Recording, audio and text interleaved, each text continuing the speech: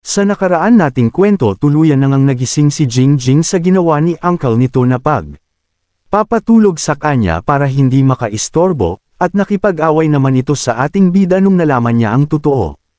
At mabahala na nga daw ito anong gusto niyang gawin at lalabas na daw ang ating bida sa dungeon. Sa nakaraang kwento may panibagong karakter na naman ang pinakita naman nagmagiging papel nito sa ating bida. At tuluyan na nga natin nalaman na si Zhang Hao at tatay ni Jingjing kaya pala may nararamdaman din ang ating bida na kakaiba dito. Tuluyan na nga rin ginamit ng ating bida ang side mission dahil malayo pa nga daw ang lakas nito kung gusto nitong makipaglaban sa mga patay gutom na pumatay sa kanya dati. At di inasahan ng ating bida na naging goblin ito sa side mission na ginamit niya. Nanlaki naman ang mga mata ng ating bida sa mga na-realize nito na totoo pala daw na naging goblin ito. At sa side mission na ito mo siya. At nag-check nga ito ng skills na pwede nitong magamit kaso mga skills nga nito ay nakalock. At pinilit na tingnan kung may magagamit itong ibang bagay kaso nasabi nga nito pati nga daw mga pasay skill nito lock din daw na daw gagawin niya ngayon.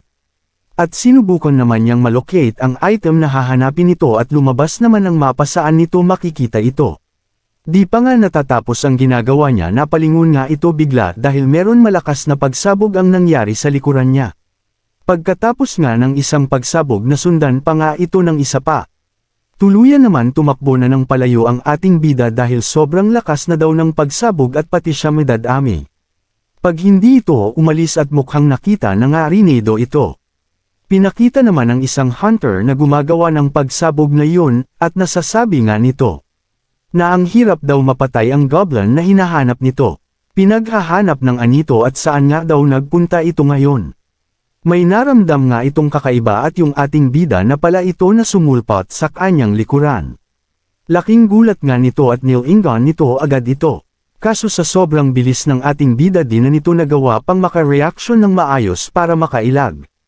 Pinakita naman na pinugutan na nga nito ng ulo ang hunter na yun, at nasabi nga ng ating bida na kahit naman daw naging goblin ito, siya naman ang pinakamalakas na goblin sa dungeon na daw na ito. Mukhang may nakapansin na nga sa ating bida at tinuro na nga saan ito at daw iyan na doon nila at patayin ito. Mukhang napansin naman ito ng ating bida at ito na naman nga daw. Kaso sa pagkakataon na ito tumakbo na nga lang ito at bakit naman daw hindi pinayagan ng mission na ito na magamit ang mga skills niya at hirap nga daw ito at makikita natin may arrow din sa paligid ng ating bida habang nagtatakbo. At mapapansin naman natin na nagtago na nga ang ating bida sa may halamanan at patuloy pa nga rin itong pinaghahanap ng mga patay gutom na mga hunter para mapatay ito. At nasasabi nga nila na may kanya-kanya silang sinasabi saan daw nagtungo ang ating bida. At napag-isipan na nga nila maghiwalay-hiwalay na nga sila at wag daw nilang hahayaan makatakas pa ito pag nakita nila. Napag-isipan na nga nitong umalis na sa pinagtatiguan niya. At pinagmasdan naman ng ating bida ang paso na hawak niya, at napaka-useful daw nito ang kulay niya at nagble-blend daw siya sa mga halaman kaso, di naman daw pwedeng magtagal ito na nagtatago na lang. At dagdag pa ng ating bida na naman kasi itong mission na binigay sa kanya, at mabuti na nga lang daw malapit na siya sa pupuntahan daw niya. Habang naglalakad na nga ito nang mabilisan na sasabi ng ating bida once daw na chip daw ang makukuha nitong rewards di na daw ito uulit pa do. At nasabi nga ng ating bida, kung naririnig ba daw ito ng system mga sinasabi niya. Kakamadali nga ng ating bida nakalimutan nito na goblin siya at may nakasalubong itong hunter at parehas silang nagkagulatan. Kaya naman naglisik na ang mata ng ating bida. Kaya naman sinugod na ng ating bida ito at nagawa naman makapag-direct hit ito. At pagtalikod nga nito, napansin ng ating bida na ang atake na ginawa nito.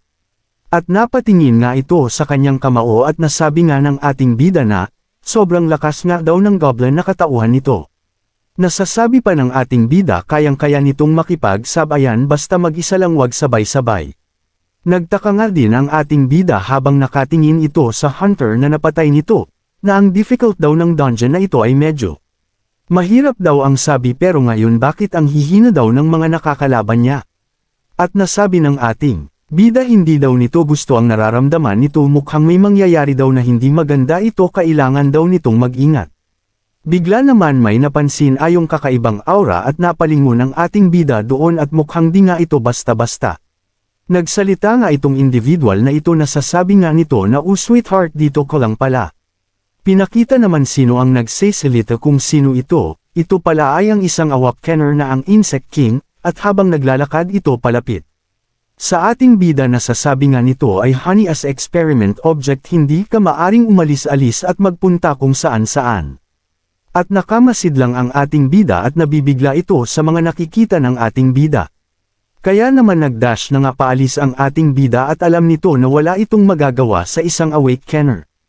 Kabado na nga ito at pinipilit nitong makatakas ng mabilis para hindi ito maabutan, at nasasabi nga ng ating bida sabi ko na nga kaya may hindi akong magandang pakiramdam kanina. Ngumiti na nga lang ito at sweet nga daw ng ating bida, habang nagre-release ito ng aura din. Nagulat nga ating bida at ano daw ang nangyari at bumulwak ang dugo niya. Na-slash pala ang katawan ng ating bida kaya napasuka ito ng dugo. Pinakita na nga ang nag-slash dito at ito yung hawak niya kanina at lumaki ito at nasasabi ng Insect King na red din daw ang dugo nito. At nahati sa dalawa ang ating bida. At nasabi nga nito at what a useless monster nga daw at ang dumi-dumi nga nito kung siya pa do ang maglilinis nito. Iniwan na nga nito ang ating bida na nakahandusay sa lapag at di natin alam kung dito na ba matatapos ang ating bida, at umalis na nga. Ito at iba na daw ang maglilinis nito. Himala naman sa kabila ng nangyari sa ating bida, nagawa pa nitong may galaw ang kamay niya. Naiinis na nga nitong ating bida na dito pa do mamatay daw ito at gumagapang na nga ito. At mukhang nahanap ng ating bida ang mission nito na dapat makuha pero nahihirapan na ito at di na daw ito magagalaw pa ang katawan nito kahit isang step na lang at malapit na nga daw ito. Pinakita na nga saan ito papunta, kahit nahihirapan na siya pinipilit nitong gumapang.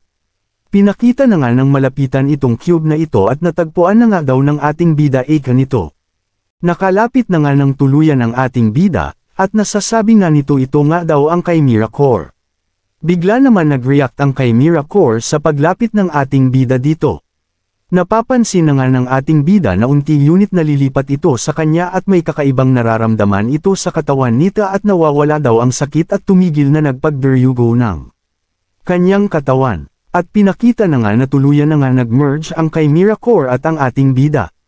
Bigla naman nag-notify ang system at successfully nga daw nitong nahanap ang Chimera Core at nag-fused na nga ang dalawa. Nagkaroon na nga ulit ito ng karagdagan na mission na kailangan daw nitong maprotektahan ang Chimera Core at pinakita na nga ang ating bida na natutulala sa sinasabi ng system kaso di na natuloy dahil na iyon narinig na itong nagseselite sa likuran niya. Kaya nga napalingon ito at may dalawang hunter na nakakita sa kanya at pinagtatawanan pa nga ito, buti na lang daw may dugo ito sa sahig kaya sinundan nila ito at buhay pa nga daw itong ating bida.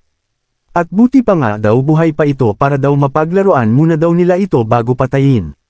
Bigla naman itong tiningnan sila ng masama. At naglabas ito ng aura at nag-ready na nga ang ating bida ng isang atake. At nagdash na nga ito ng napakabilis kahit wala itong mga paa na gawa naman ito gamit ang mga kamay niya. At kahit nakalahating katawan na nga ito kitang-kita naman na nadagdagan naglakas nito ng malaki. At nagulat na nga lang ang dalawa at may humawak sa pagmumuka nila nang hindi nila namamalaya and sa sobrang bilis nga ng ating bida kaya di na nila nagawa pang makailag.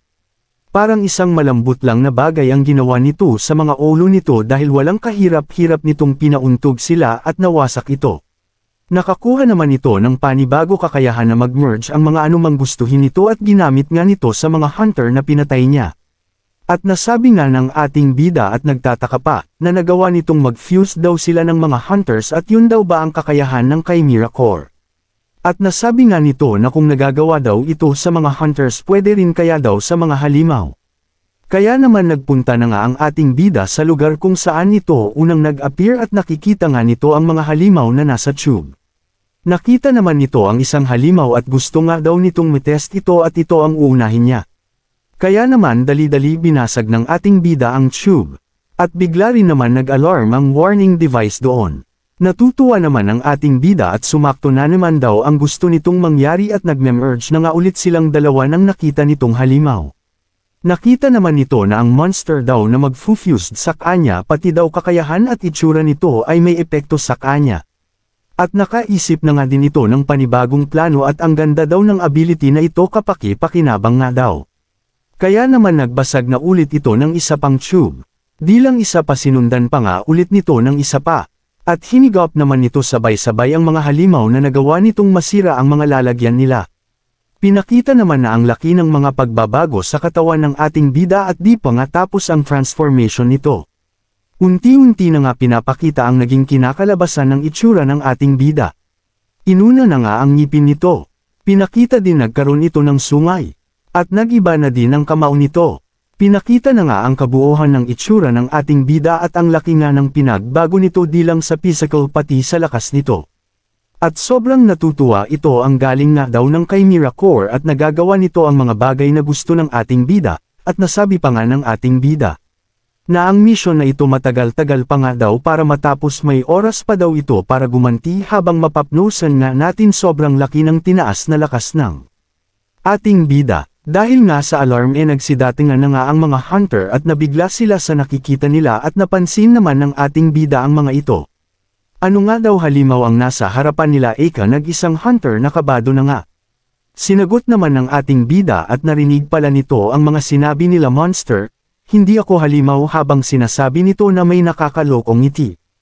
At nasabi nga ng ating bida na ako nag-worst na banggangat ninyo. Pagkatapos nga nasabi ng ating bida at pinagguti-guti na nga ng ating bida ang mga hunter na nagpunta at dinilanam alaya dahil sa sobrang bilis ng ating bida. At lahat nga ito nanjing pagkain lang sa ating bida at hinigup din sila nito. May isang anong nabuhay pa at sinasabi nga nito wag siyang patayin at sino daw ang makakatulong dito. At napaehe na nga din ito. Sinuod na nga ang atake ng ating bida ito sa natirang hunter. Kahit na magkaawa nga itong hunter na ito wala itong epekto sa ating bida dahil tumagos na sa katawan nito ang ginawang atake ng ating bida. Dumating na nga ang patay gutom na Insect King na si Park Lee-cheon at pinagmasdan nito ang ginawa ng ating bida. Malumanay naman nagsalita ito na ang ating bida nang daw ba ang dahilan ng mga kaguluhan na ito at saan nga daw ito galing sabi ni Park Lee-cheon. Nagsalita naman ang ating bida habang di pa tapos nitong higapin ang mga hunter na nandoon. Mukha daw hindi na nito naaalala ang ating bida at di daw nito masisisi. Dahil malaki nga ang pagbabaw nito. Nabigla naman si Lee Park Cheon at hindi nito inaasahan ang pangangyayari. Ito nga daw ba ang goblin kanina ano nga daw ang nangyari dito? At sarkastiko namang sinagot ng ating bida ito at nasabi bakit pa daw nito sasabihin ito kung sasapitin din daw nito ang mga sinapit ng mga naunang hunter na pinatay niya. Pagkatapos naman nagsalita ang ating bida may biglang umatake sa kanya. Kaya naman sobrang kinagalit ito ng ating bida at ang mantis pala ang gumawa ng atake na yun, at tinitingnan ito na parang isang langgam lang. At iwawasiwas naman na ang ating bida. Winasak na nga nito na parang isang usok lang na hino nito. At mahina nga daw itong mantis, at mukhang na-reach na daw nito ang limit niya ngayon at di nga nito nagawang ma-fuse ng mantis na kapapatay ng ating bida. Kalmado pa rin nga si Lee Park Cheon na nasasabi nito, napaka-interesting nga daw nag-ating bida, at sa maikling panahon daw at lumakas na daw ito ng ganito, at tama nga hinala nito. Dahil nasabi nga ni Lee Park Cheon na ginamit nito ang kay Miracore. Sinagot naman ng ating bida ito ng maayos dahil, marami nga daw itong nalalaman. Nagalit na nga ito, at nag-release na ng aura at nasasabi ni Lee Park Cheon. At totoo ka dyan, marami akong nalalaman at hindi ako bobo na halimaw lang ang pwedeng makagamit ng kay Miracore. Ngayon wala naman na akong balak na pag-aralan pa ng matagal yun dahil papatayin kita ngayon. Biglang nag-dash ito ng napakabilis at nasa harapan na nga ito ng ating bida. Kaya nagulat nga ito at bilis nga nitong nasa harapan ng ating bida. Tumama naman ang atake nito sa katawan ng ating bida. Napaluhod nga ito at naramdaman ng aatake nito na anong level nga daw nitong patay gutom na ito, at ang lakas daw nito. Nag-iisip lang ang ating bida pero hindi naman hinayaan ni Lee Park Cheon ito, at nasa likuran na agad ito ng ating bida, at nasasabi nga nito na may kayabangan na, wag mo nang balaking malaman pa at mamatay Karen at wala kang kalaban-laban sa isang high awakened hunter useless lang lahat. Nang gagawin mo nito. Naglabas na nga si Park Lee-cheon ng isang weapon. At kapal daw ng ating bida na nagstay pa daw ito dito habang pinakita na sobrang daming slash ang tinanggap ng ating bida mula dito.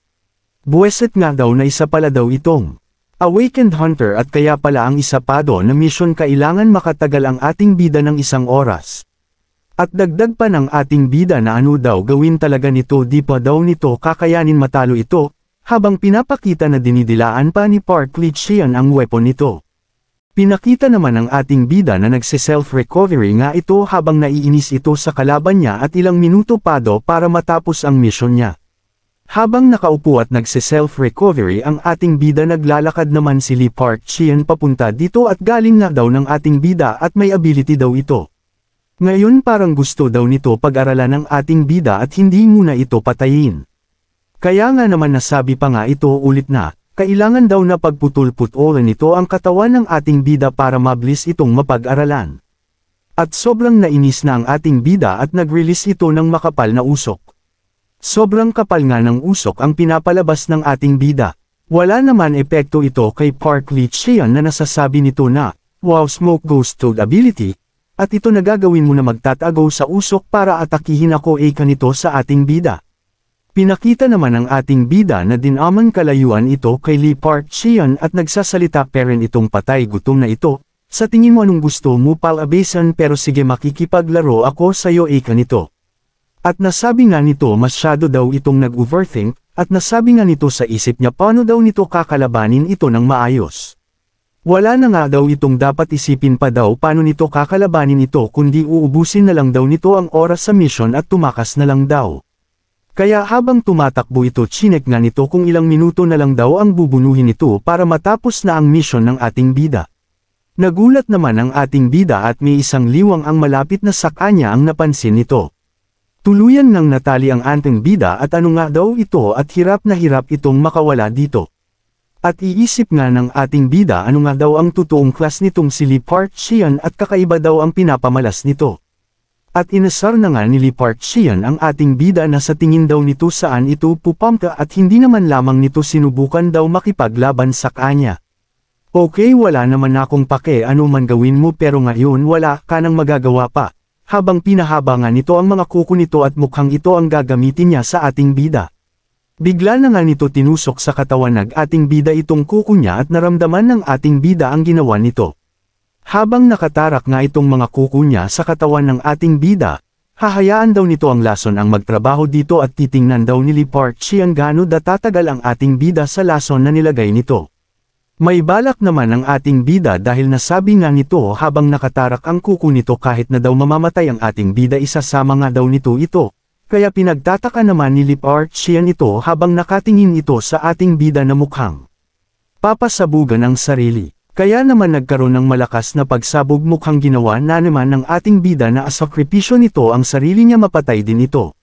Biglang pinakita naman agad si Lee Park Cheon at nabuhay pa ito sa ginawang atake ng ating bida na pasabugan ang sarili nito. Nasabi na lang ni Lee Park Cheon sa isip niya nakakaasar nga daw. Buweset daw ito sino daw ito para dumihan daw ang kasuotan niya, dagdag pa nito tingin daw ng ating bida na gaganado sa kanya ang mga ganon. Gulat naman ito sa nangyayari sa mukha nito ano nga daw ito. Pinakita naman na lumiit lang ang ating bida at buhay o pa ito. At mukhang may kamukhang isang demon ito ni Asta ng Black Clover na si Levay. At nasasabyo nga nito deserve daw ng patay gutom ang nangyayari sa pagmumuko daw nito.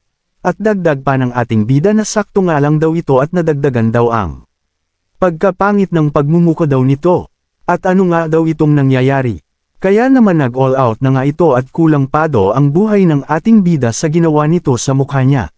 Nag-activate na nga ito ng skill na Pharaoh's Curse at sugurin daw nito ang ating bida at patayin. Ito, at ang skill nga nito naglabasan na nga ang mga insects sa bibig niya. Wow skill bug type ng isang awakened hunter aka ng ating bida habang nandun na ang mga insects na nakabalot na sa kanyang katawan. At naiinis naman itong nasasabi ito. Mamatay ka na at nasasabi mo pa mga yan aka ni Lee Park Cheon sa ating bida. At binabantaan naman ito ng ating bida habang pinaliligiran ito ng mga insects na, tatandaan daw ng ating bida ang mga information na nalalaman nito ngayon. Pag nanap daw nito ito papatayin da nito ito. Pinagtawan nga lang ni Lee Park Cheon ito at ano nga daw magagawa nito ngayon. At naglabas na nga ulit ito si Park Lee-cheon ng weapon niya at tutuluyan na ng ating bida, at manahimik na nga ito ng tuluyan. Hiniwa na nga ito ni Lee Park Chian at papatahimikin na nga daw ito nito. Wala naman epekto ang ginawa nito sa ating bida at mukha daw na siya daw ang nanalo dito kanito sa sarili ng ating bida na natutuwa sa mga nangyayari. Kaya naman kinagulat ito ni Lee Park Chian na bakit di daw tumatama ang atake nito sa ating bida. Dagdag pa ng ating bida sa mga nangyayari ngayon na, tandaan mo ang mga sinasabi ko basura hahanapin kita. Tuluyan na nga natapos talaga ang mission ng ating bida dahil binalik na nga ito sa kasalukuyan. Sa wakas nga daw at nakabalik na daw ito at grabe daw ang dungeon na yun muntik na daw itong mamatay. Kaya naman binati na ito ng system at nasabi nga dito ng system. Complete na nga daw ang Demon King's Intermediate Challenge nito at nakakuha nga ito ng Mysterious Monster Egg. At Chimera's Fusion Device daw nga. Hawak-hawak na nga ng ating bida ang kakaibang egg na ito at iniisip nito ano daw pidoding luto pado dito. Habang pinagmamasdan na ating bida ang mga rewards na nakuha nito. At sinasabi nito ito nga daw ang pinakamagandang reward wala na nga daw duda doon. At pinakita na nga ang Chimera Fusion Device daw nito at tiyaliwanag din ang kakayahan nito at alam naman na natin ang kayang gawin nito, na kapag may nakukuha daw itong makakapag-fusion dito lilito daw ang panibagong aboti nito. At pinakita na nga ang Chimera Core na hawak ng ating bida at nasasabi pa nga nito buto daw na ilabas nito ang isang napakahalagang item sa mission niya. Laki naman ng tuwa ng ating bida at nabalik na do sa kanya nag-authority ng dungeon na ginawa niya. Kaya nga naman binuksan na nito ang gate ng dungeon, at ito nga daw ang teleport gate na masasabi din natin. Natagal nga daw ito ngayon ito daw bumalik na di sa kanya ang lakas nito. Pinakita naman na ang ating bida na pumasok sa dungeon nito sinalubong nga nito ang mga halimaw na ready ito sa Gyera Kala Munaman. At hahanapin nga nito ng ating bida ang patay gutom na Insect King na isang awakened na hunter. At nupado kaya ang kakayahan ng Chimera Core at natutuwa pa ito. Bigla naman naisip ng ating bida na, sa loob daw ng dungeon niya ay may mga 4 types ng monster.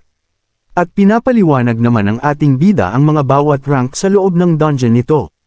Nag-umpisa ito sa kanyang zombie na pinakamahina sa loob ng dungeon sumunod naman dito ay ang magician. Ang pangatlo ay ang Suture at ang pinakamalakas sa lahat ang dungeon boss na Skeleton Demon Dragon. At iniisip ng ating bida paano sila mapapalakas. At try nga daw ng ating bida na ipag-fuse nito ang mga monster niya sa dungeon sisimulan nga daw nito sa pinaka-low rank. Nagulat naman ang dalawang halimaw nito at makikita natin na umeepekto naman ang ginagawa ng ating bida. Bakita naman na ng ating bida ang kinahantungan ng ginawa nito as expected nga daw, at lumakas pa daw ito ng ilang ulit. Pinakita naman ang nakakatawang tagpo na ano nga daw ang mangyayari pag lahat daw ng zombie niya pinag-fuse daw nito. Pinagpatuloy na nga ang pag-fuse ng ating bida sa mga halimaw nito sa dungeon. At di nga nito inasahan na magkakaroon daw ito ng Zombie King at level 25 ito, mukha daw napasobra daw ang ating bida. At pinakita naman ng mga Zombie King nito na halata na sobrang nadagdagan ang lakas nila. Okay lang daw yun na pagkatapos daw nito na fuse ang mga weak na zombie nito naging mga elite na nga daw ito. At nakaisip na naman ang ating bida na ano daw mangyayari kapag dalawang Zombie King daw naman ang ipagsasama nito ano daw ang kakalabasan. Kaso nag-notify naman ang system na failed ang ginawang pag-fuse ng dalawang nilalang at na-reach na daw nito ang pinaka-highest level ng mga ito. Kaya dagdag kaalaman na naman sa ating bida na ganun pala daw yun kapag na-reach na daw nito ang highest level nito di na daw pwedeng mag-fuse daw. Hanggang Zombie King nga lang daw, dagdag pa nito katulad din daw nung naging goblin nito kahit daw ma-absorb nito ang mga ibang hunters daw wala daw epekto at di na daw ito lumalakas pa. Paano naman daw kung ang Suture at Magician daw ipag-fuse nito gagana daw ba? Dinaman inasahan ng ating bida na gumawa daw ito. At naging Suture Magic General nga daw ito.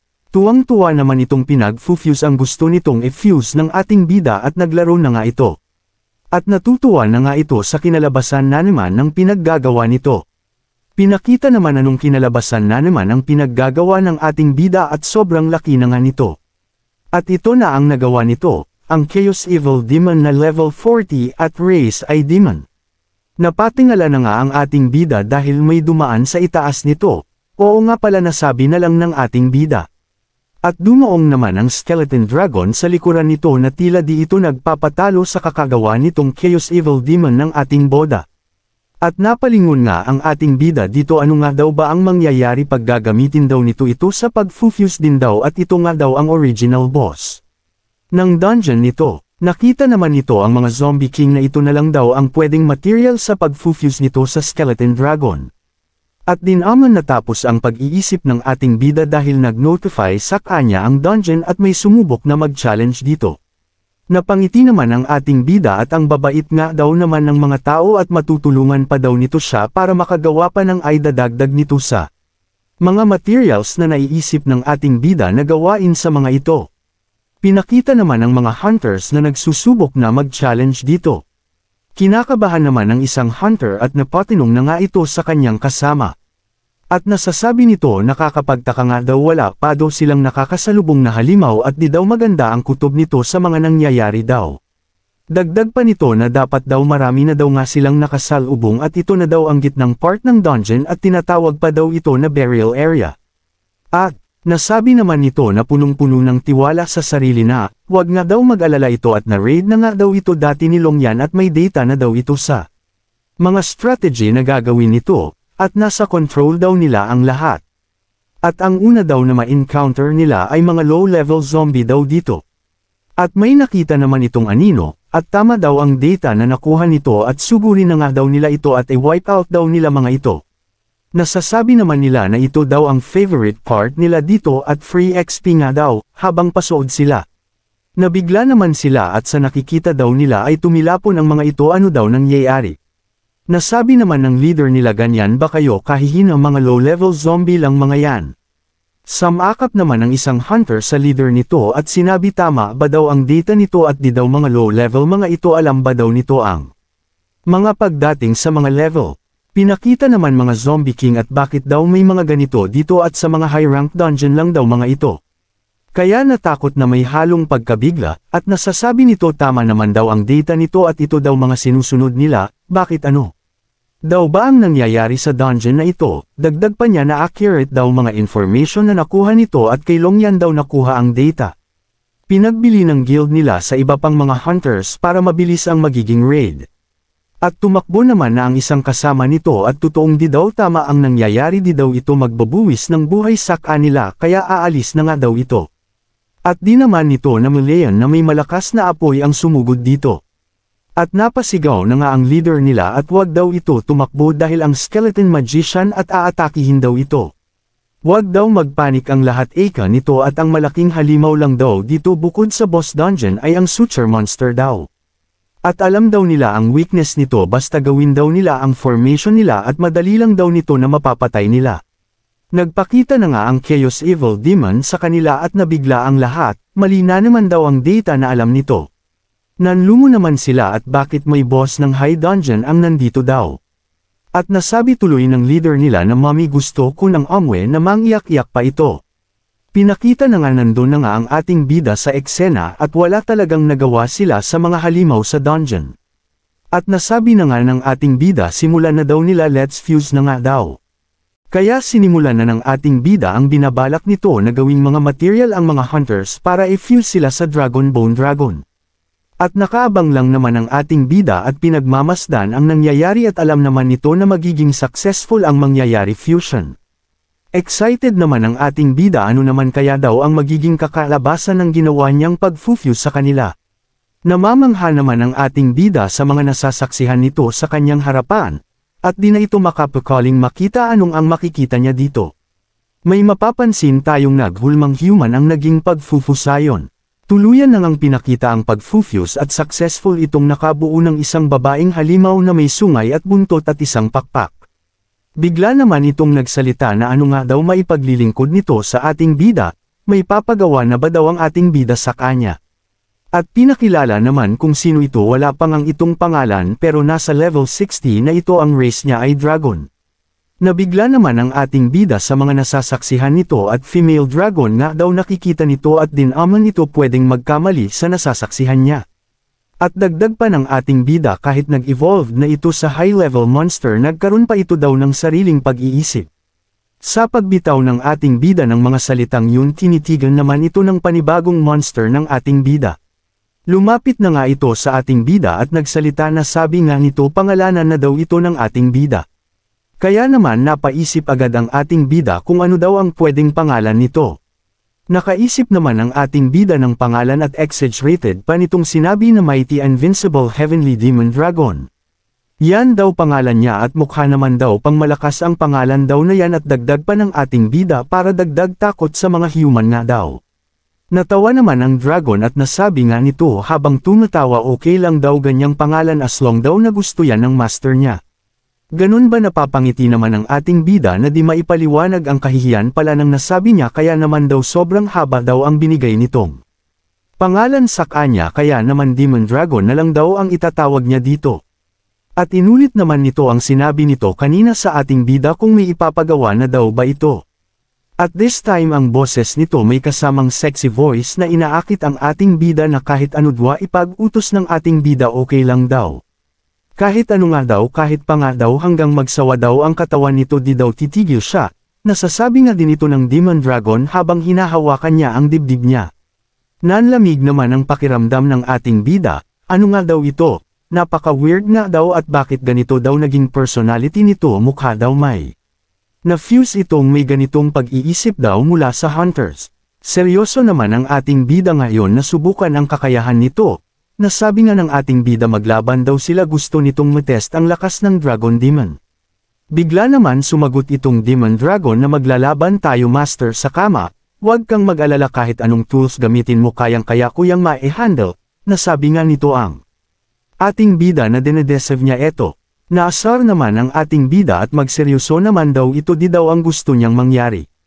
Unti-unti naman naglabas ng weapon ang ating bida. Seryoso naman na unang umatake ang ating bida dito sa Demon Dragon at wala naman itong ginawa at pinagmamasdan ang atake ng ating bida. Dinaman inasahan ng ating bida ang pangyayaring ito. Kaya pala di inasahan ng ating bida ito dahil walang kahirap-hirap na hinawakan lang ng Demon Dragon ang sandata ng ating bida. At nasabi pa nga nito wag daw mag-alala ito pwede daw mag-all out ang ating bida. At nakaramdam naman ang ating bida na mukha daw pinaglalaroan daw ito ngayon. Kaya naman nag-all out na nga ang ating bida at gusto nga nitong masubukan anong mangyayari pag nag-all out daw ang ating bida. Kaya naman pagkatapos naglabas ng matinding aura ang ating bida nagdash na nga ito ng sobrang bilis papaante sa Demon Dragon. Pinapakita na nga gaano kalakas na nagawang impact ng nagawa ng ating bida sa kinatayuan nito talagang seryoso talaga ang ating bida na mailabas ang kakayahan niya sa Dragon Demon. Nakita naman ng Dragon Demon ang ginawang atake nito o ating bida kaya naman nag-counter na nga din ito, at mukhang may Papal Abyssin itong malakas din na atake. At nag-activate naman ito ng isang Dragon Roar at makikita natin na natigilan din ang ating bida sa ginawang ataking ng Dragon Demon. Kaya nga napaatras ang ating bida sa ginawang atake ng Demon Dragon. Nabigla naman ang ating bida sa pinamalas daw na atake nito at nagawa daw nitong mapigilan at mapaatras ng ganun na lang. At nagulat nga din ang ating bida mukhang may gagawin pang follow-up na atake ng Demon Dragon sa kanya. Dinaman inasahan ng ating bida na nasa likod na agad niya ito ng ganun na lang. Aatake na nga ito sa ating bida. Nasabi na nga lang nito na master na satisfied ka na ba sa pinakita kong lakas. At pinakita naman ang ginawang atake nito sa ating bida at niyakap pala nito ang ating bida at dinaikit sa dibdib niya kaya di mapaliwa ang tuloy ang pagmumukha ng ating bida. At naisip naman ng ating bida habang yakap-yakap parent ito na kakaiba daw ang lakas nito. Mas malakas pa nga daw ito sa kanya kahit nag-bloodburst pa daw ang ating bida wala paring talab. Kaya nagtanong na nga ang ating bida sa Demon Dragon at inalis na nito ang pagkakayakap nito, kung yun na daw ba ang lahat ng kapangyarihan niya. Nasabi naman ng Demon Dragon na kahit ano daw gagawin nito basta sabihin lang ng ating bida, kaso nasabi naman nito sa isip niya ayaw daw nitong makita ng ating bida ang true appearance nito sa kailang gamitin daw nito ang full power niya. Dahil naman sa ginawa nitong pagfufusayon sa mga halimaw niya nagkaroon nga daw ito ng panibagong skills na ngayon lang daw niya nakita. At pinakita na nga ang mga skills na ito nagsimula naman sa Dragon Roar, ang effects nga nito ay area magic na kayang magpa-blow away ang kalaban nito at may cooldown nga daw na 30 minutes at may mana uses na 3,000. Pangalawa naman ang Elemony Burst na sabi pa ng ating bida na ang Element Burst daw parang Blood Burst daw na skill din ito na double-edged sword pero kung co-combine nga daw niya itong dalawa nakakabilib daw ang magiging result kung sakali. At pinaliwanag na nga ang Element Burst na instant recover ang mana nito at ang next skill magic damage will increase nga daw sa 3 times pagkatapos gamitin ito. Magkakaroon nga daw ng 1 minute of silent state at hindi makakagamit ng kahit anong skills at may cooldown na 1 hour at wala naman cost sa mana. At nasabi naman nito sa pangatlo ay unyielding isa na naman daw na life-saving skills na mabibigyan ito ng isang pagkakataon kahit magkamali daw ito. At pinaliwanag na nga ang effects niya at passive nga ito immune daw sa kamatayan ng 1 beses kapag nag-decrease ang HP nito hanggang sa 1 na lang ito at may cooldown na 24 hours at wala ring mana usage. Kaya nga nagkaroon ng malalim na pag-iisip ang ating bida sa mga nangyayari ngayon. At handa na nga ang ating bida sa mga susunod pa na pangyayari na sasabi nga nito na bukas na daw ang ocean at kailangan maibalik sa kanya kung ano ang bagay na dapat sa kanya. Nasabi din ng ating bida na sisiguraduhin kung magbabayad kayo ng malaki sa mga pagkakautang nyo sa akin, at kasama ang interest, confidence naman na nasasabi ito. Ng ating bida na sigurado na sa tagumpay niya. At sa ibang banda pinakita naman ng isang hunter na nakaluhod ito sa isang individual na may hawak ng violet medicine. Ang hina-hina nga daw pinagsasabi nitong individual na ito. At nasabi nga nito, habang nakatingin sa violet medicine na sasabi mo ba ang isa nating hideout ay nasira na. At syempre si kilala naman natin ito kahit nakamask na ito si Park Lee-cheon. Nasabi na nga nito habang nanginginig sa takot na opo boss. Tapos ngayon di ka't alaga nag-iisip hinayaan mong masundan kan ito ngayon na kahit alam mo bukas magsisimula na ang auction. At ayaw kong makita ka pa eka ni Park Lee-cheon. At nasabi nga nito na natatakot pa boss hindi ko hinayaan na masundan ako, nagpapaliwanag naman ito pero alam na ni Park Lee-cheon na sinundan ito nang umatake sa kanyang isang hideout. Nasabi nga nito habang unti-unti nang sumasabog ang mukha niya na bigyan pa daw ito ng isa pang pagkakataon.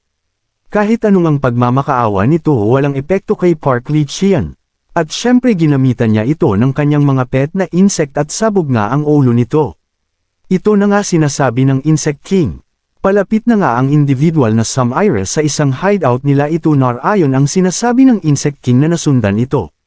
Nauumapaw naman ang aura at killing intent nito at finally daw nahanap na daw nito si Park Lee-cheon.